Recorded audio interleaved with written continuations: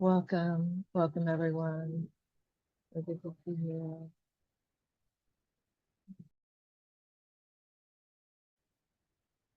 And so I just want to mention that I'm here at the airport at Heathrow in London. We're back home to the DC area, Washington DC area. Yay, wonderful.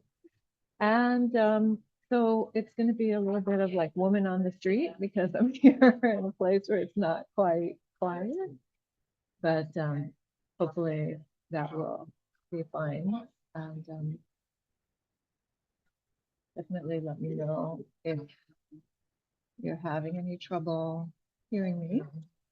And but I think what we'll do is just sit in silence rather than the guided meditation, just to not introduce any additional foods.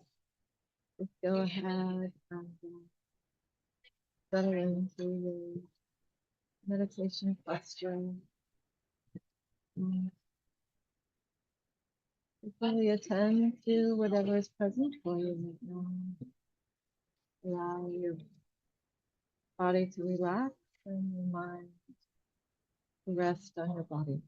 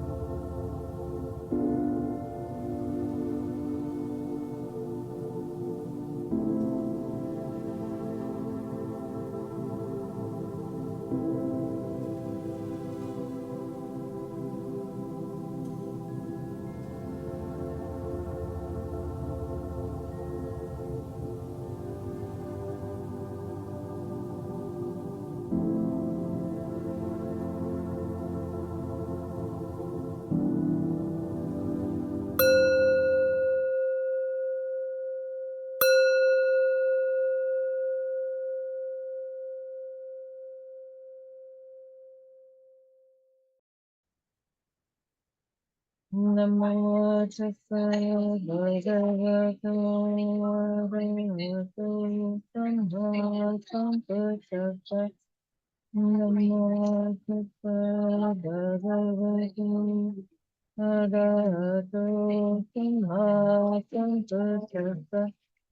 Namo tassa bhagavato arahato samma sambuddhassa. Buddham Dhammam Sangham Namasami.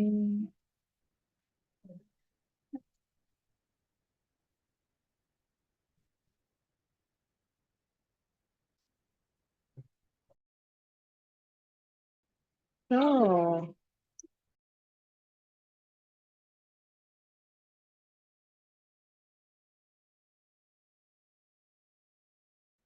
being here in a place that is full of people and sounds and movement, television, all kinds of things. I feel like I want to ask the question why people do what they do. Why do people really do what they do? What is it that drives us? And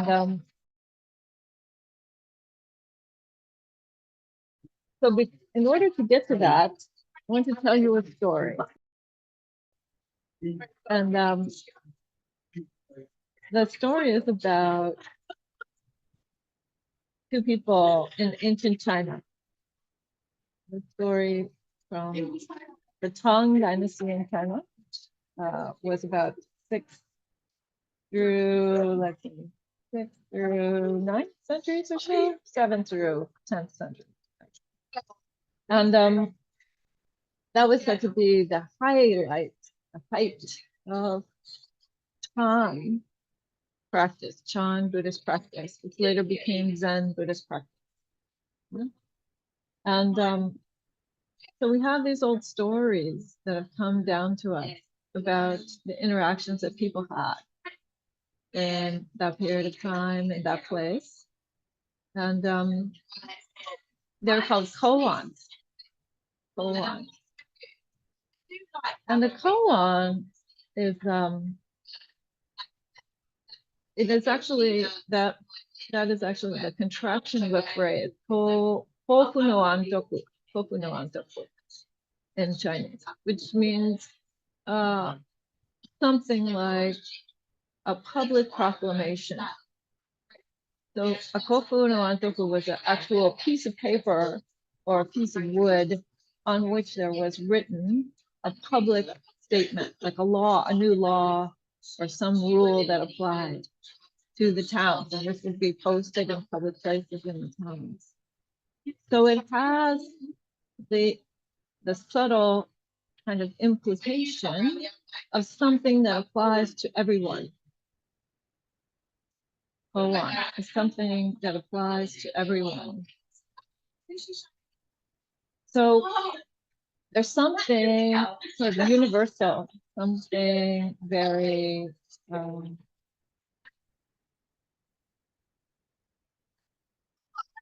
timeless about these teachings. And so the koan that I want to tell you is one of my favorites. It's one that I've told many times. But what I want to say about koans is that a koan is something that has many meanings. It's not just one single meaning. In fact, as a teacher, I would say if you don't find at least 3 meanings in the koan, then you haven't quite cracked it yet. You haven't quite found it. And that is because the koan usually has both a kind of mundane or literal meaning, and then it has some kind of more universal timeless meaning, and then it has some other thing. It has some other subtlety or nuance that we need to pick up on. So 3 meanings. So the koan is a very short one, the one that I want to talk about today. The koan is a story between a teacher and a student. And the student comes to the teacher and says, what is the teaching of a lifetime? What is the teaching of a lifetime? And the teacher responds by saying, appropriate response. Yeah? So the student asks the question, what is the teaching of a lifetime? Now, how would we understand that? One way to understand that is like impatience, like just give me the thing right now. Just tell me what is the most important teaching right now. Give it to me straight. I don't need any other, facts or figures.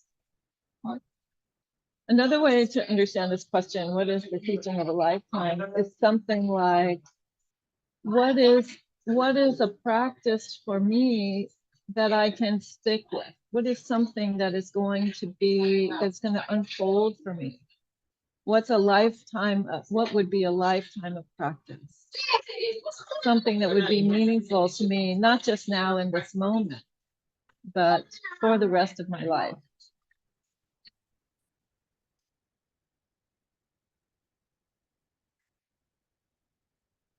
And another way to understand the question is something like, just give me your best shot, right? Right? Like, just give me the best teaching, and then we can talk more about that, right? But like, start at the most important part. So that's the student comes with this loaded question about the teaching of a lifetime, right? And this response from the teacher is again, it's very nuanced. It's a very interesting response. So the response from the teacher is appropriate response. Just that little phrase, not even a whole sentence. Appropriate response. Yeah? So one way to understand this answer from the teacher, this phrase, is good question, right? That question that you just posed is an appropriate response to us being in this encounter right now. Good job. Good question. That's one way to receive that. There's another way to receive the answer, which is something like,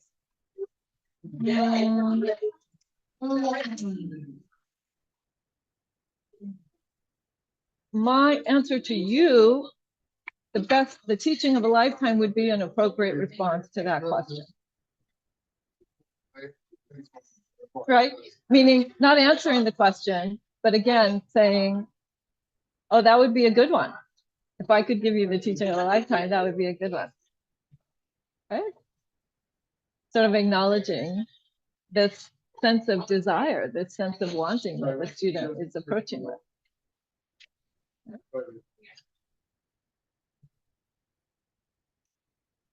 And then there is, as I said, yet another way to think about this reply. Appropriate response.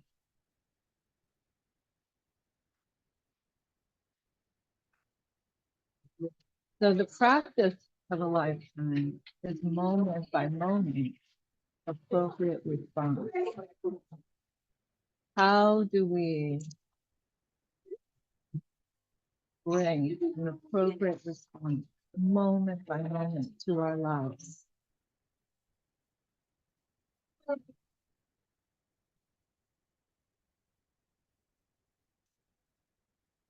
That is the teaching of a lifetime. That is the practice of a lifetime. To have an encounter with our lives moment by moment and offer that beautiful, appropriate response.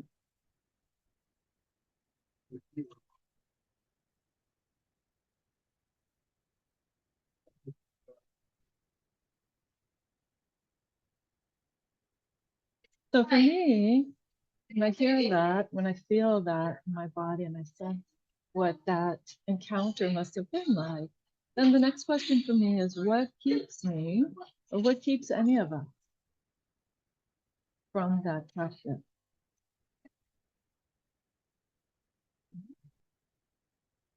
What is it that gets in the way of an appropriate response in each moment?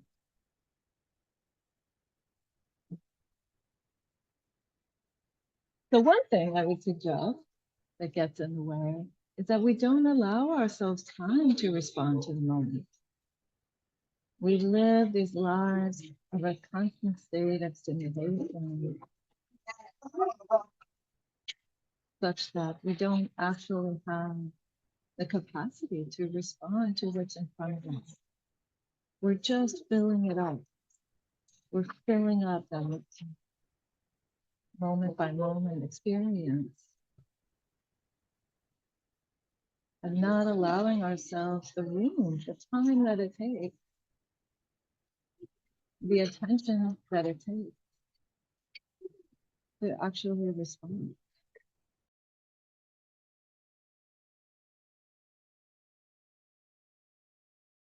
You know, one thing that I noticed when I moved to London 9 months ago, because I hadn't lived in a big city like that in a while.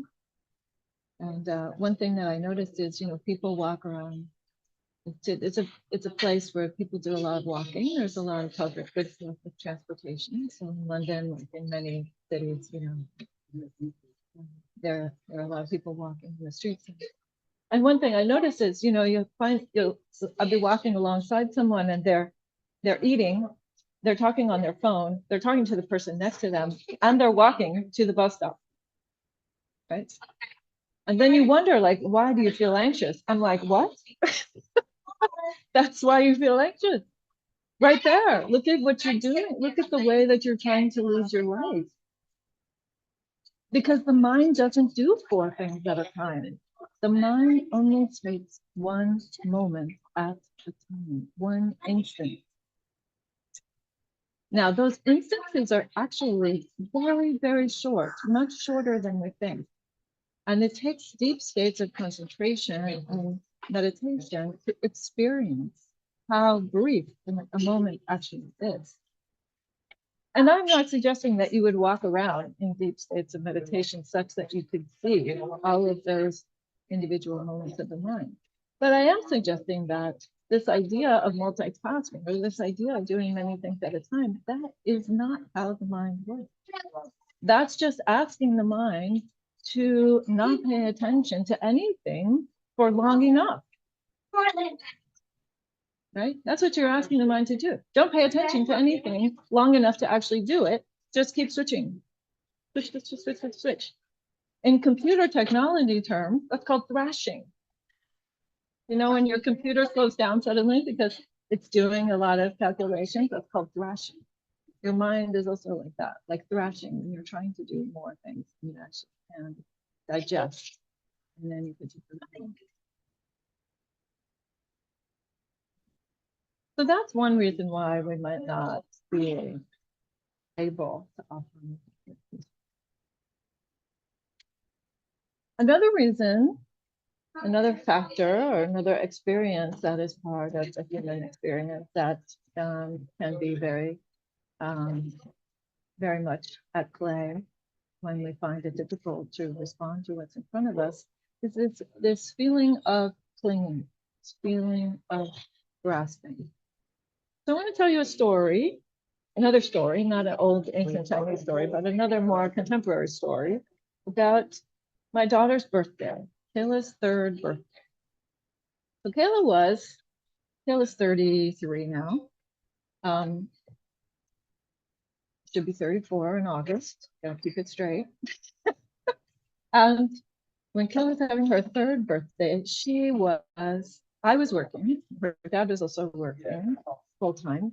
And so she was in daycare during part of the day, most of the day. And so I thought, oh, great. So we'll have her birthday party at the daycare because all her little friends are already there gathered. And daycare workers will help us set things up. And it'll be so much fun. It'll be, you know, like easy for everyone, and all her friends will be there. So great. So I leave work at midday at my lunch break. And instead of going back to work after lunch break, I go to the ice cream store and I pick up a little cup of ice cream for each one of the kids in her preschool. Great. Show up with some cups of vanilla ice cream and some sprinkles for those who want a little extra on top. And by the time I get there, the beautiful women who ran the daycare center there, they had already set up the tables and had the kids seated and ready for the party. Yeah. So at one end of the table, we had Miss Kayla. It's Kayla's birthday. She's the birthday girl. She sits at one end of the table. Then there's this long rectangle. And then at the other end of the table, there was this little boy. This little boy who I will refer to as Kayla's hugging buddy. Because they were good friends. And that was their favorite thing to do, was to hug one another. They were always hanging around together. And they would do big hugs at, you know, when I would come to get her at the end of the day, or when I would show up with her in the morning. So Kayla's hugging buddy was at one end and Kayla was at the other end, and then there was a bunch of kids on either side of the table. So I start putting down cups of ice cream for each kid. And I put down a cup of ice cream in front of hugging buddy.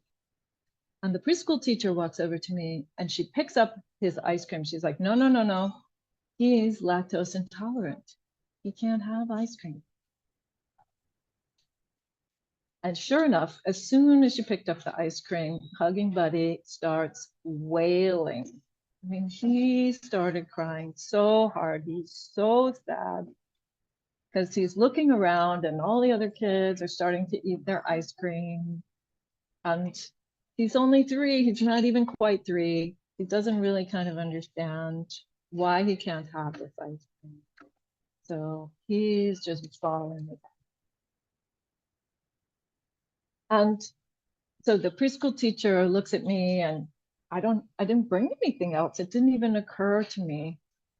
And she says, well, you know, we have these very big cookies that we give the kids. And we usually don't even give the kids a whole one. We usually only give them a half of one because these cookies are so huge. So why don't I bring him a cookie? And maybe that'll be better. So I said, great, let's bring him a cookie. So she goes, she comes back with the cookie. She puts a cookie down in front of the kid. And what happens? Hugging buddy is not having any of it. No. He is still crying. Still crying. And now he's crying even harder because he's looking around and all the kids are eating the ice cream and he still has no ice cream. Mm-hmm.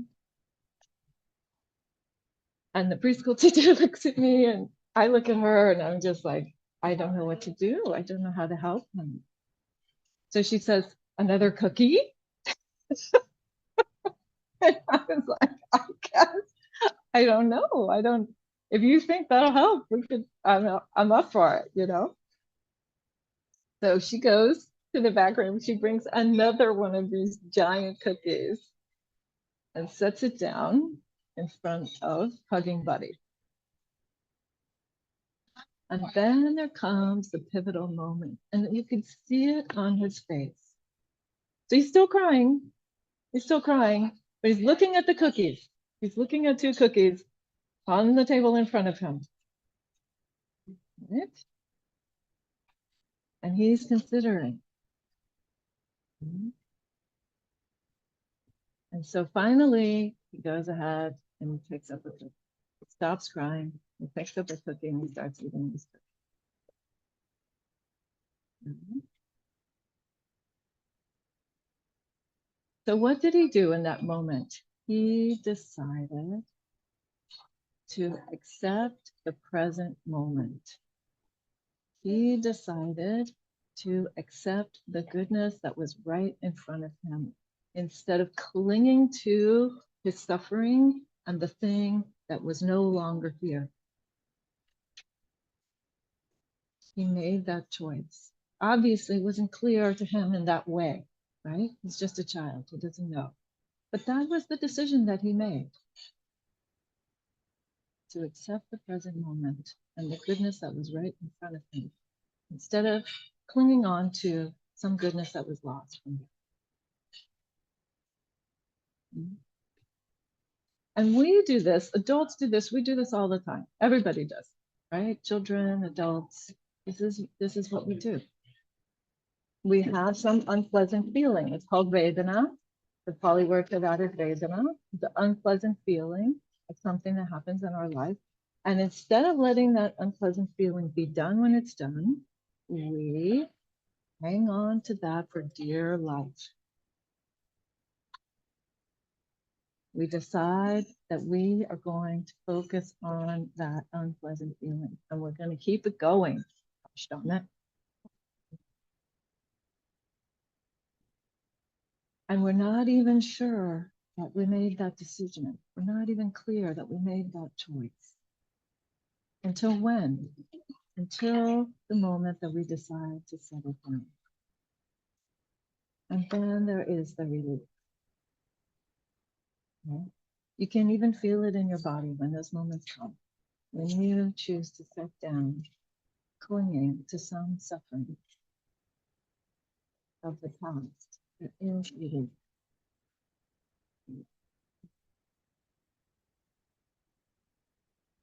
And we have to do that if we're going to offer the appropriate response. Yeah? Even if the appropriate response now is about something that happened in the past, we have to be present with what's here. We have to be present with what's here right now and respond from this point. But it's a choice. It's a choice that we make. And in an interesting way, what meditation asks you to do is to do that, is to bring the present moment at least equal to your focus on the past and the things that you're still clinging to from the past, and your focus on the worries of the future and the stuff that you're still anxious about out there, and at least bring the present moment equal to that.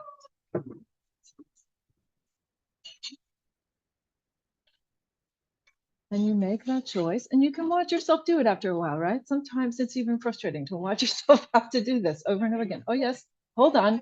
I'm going to let this present moment be important right now. Hold on. Wait. I'm going to make that decision again. And again. And again. 4 breaths later, oh, got to make that decision again. Right? And there's absolutely nothing wrong with that. That is part of the practice. That is part of the practice. But if we never get intentional about that choice, then we will forever be like hugging Buddy. We will forever be dragged around by the pain of our life.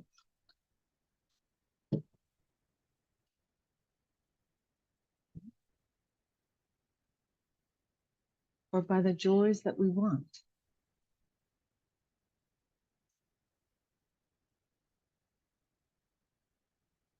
So appropriate response has a lot to do with choice and awareness. Because fundamentally, even that choice is not possible if we're not aware of the present moment. If we are walking and talking and eating and going to the bus and having a conversation all at the same time.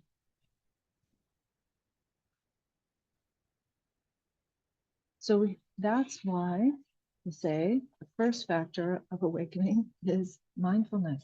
And what is mindfulness? It is allowing the present moment to be in your awareness in a way that's not judgmental so that you can receive it.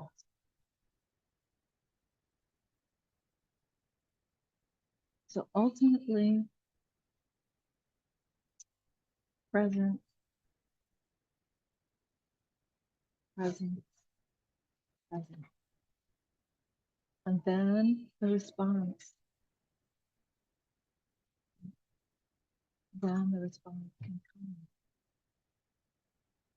And it can come in a way that's more thoughtful.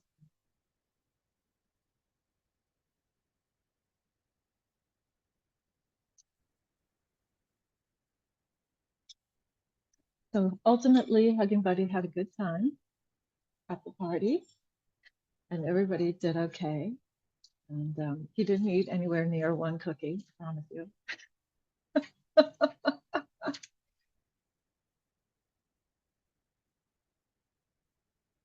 But it was a good lesson. It was a very good lesson.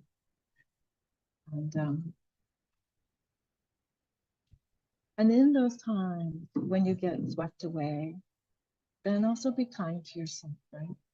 Just as we did with Hugging Buddy. We didn't tell him, hey, it's not okay for you to be crying. That doesn't solve it either, right? So in those times when you find that you've gotten swept away, and then also be kind to your heart. Oh, look. Ouch. Yes. I was clinging to that suffering. I am clinging to it. Don't make it worse by being hard on yourself. Make it better by seeing it.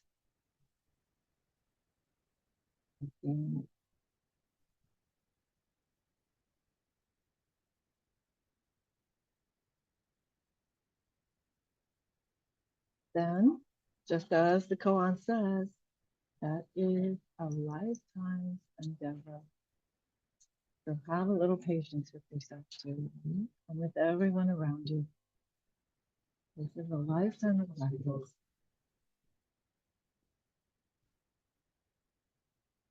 And that hopefully isn't depressing. Hopefully that is an opportunity again and again and again. So celebrate when that opportunity comes, see it, and you respond to it. And keep at it, right? Keep at it, because this unfolds. The appropriate response unfolds.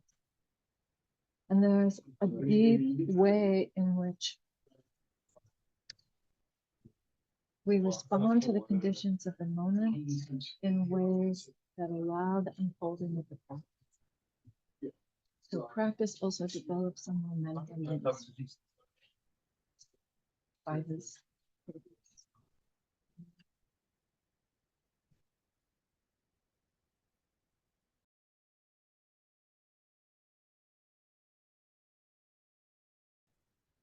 You all get your cookies and appreciate them. You all have your moments of choosing your cookies. That's important.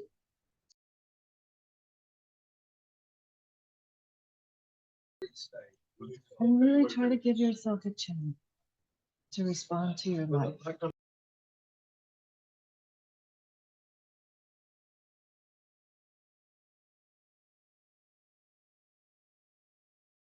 It's like doing